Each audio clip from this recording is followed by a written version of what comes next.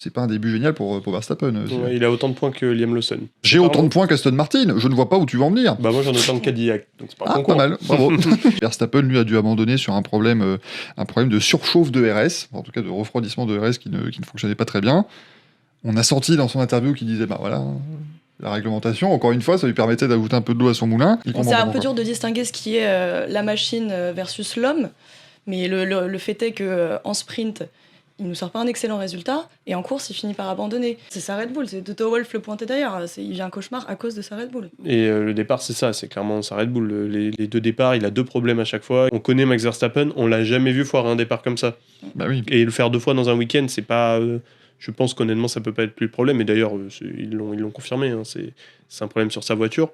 Maintenant, ce qui m'inquiète plus, c'est l'écart en termes de performance pure entre Red Bull et les autres. Verstappen, avant son abandon, il bute sur Berman. Enfin, il bute même pas sur Berman, il est à 2 secondes de Berman, il n'arrive pas à réduire l'écart avec Berman. Moi, je trouve que ça pose quand même vraiment question. Alors, il faut...